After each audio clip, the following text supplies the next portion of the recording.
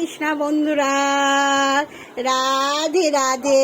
এই দেখো আমার সোনা বাবা চান করেছে, চান করে গামছা পরে বসে আছে। এখন মুছু মুছু করতে হবে, তো তার গাটাকে দেখছেন।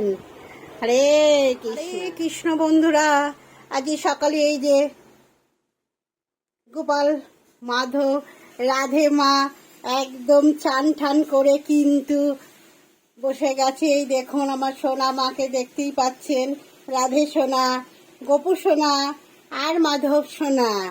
আপনাদের যদি ভালো লাগে ভিডিওটা তাহলে একটা লাইক শেয়ার কমেন্ট করবেন, পাশে থাকবেন। কি রোদ্দুর বেরিয়েছে, বাবা রে বাবা, খুব রোদ্দুর বেরিয়েছে। চলুন গাছের কাছে এসে কি কাটবো। দেখছেন কত বড় পুঁই শাকটা হয়েছে। এই দেখুন আজকে কিন্তু ওখান থেকে না, এখান থেকে কাটো, এখান থেকে পুঁই শাকটা আমরা কাটবো। কেটে আমরা কিন্তু ওখানে দাগ পড়ে গেলে কিন্তু আর হবে না, তুমি যে করছো। পুঁই শাকটা কাটবো, বাড়ির টবে তো হয়েছে। দেখুন পুঁই শাকটা কি সুন্দর। এই যে এইখান থেকে কেটে দাও। এই দেখুন বন্ধুরা, একদম টবে তো হয়েছে, দেখতে পাচ্ছেন কি সুন্দর পুঁই শাকটা হয়েছে। কেটে দিলাম, আজকে রান্না করবো পুঁই শাকটা। গরমে একদম রান্নাঘরে দেখে বুঝতেই পারছেন কি অবস্থা হয়েছে। রান্নাঘরে ঢোকা মানেই কিন্তু এই রকম অবস্থা।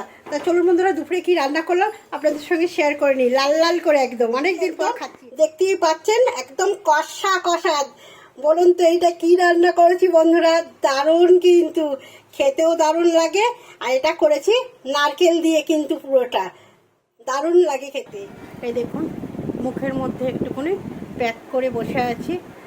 তা সবসময় রান্না বান্না করলেও হবে না, একটু সুন্দর রাখতে গেলে কিন্তু একটু প্যাক ঠ্যাক করতেই হবে, তাই না? তা ঘরোয়া প্যাক আমি বানিয়ে কিন্তু বাড়িতে লাগাই। আমি কোনো দোকানে যাই না, যেটুকুনি করি ঘরোয়া প্যাকই করে লাগাই। দেখতেই পাচ্ছেন। কৃষ্ণ বন্ধুরা, রাধে রাধে।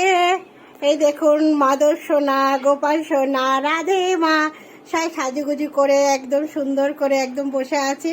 এই দেখুন দুপুরের ভোগের থালা।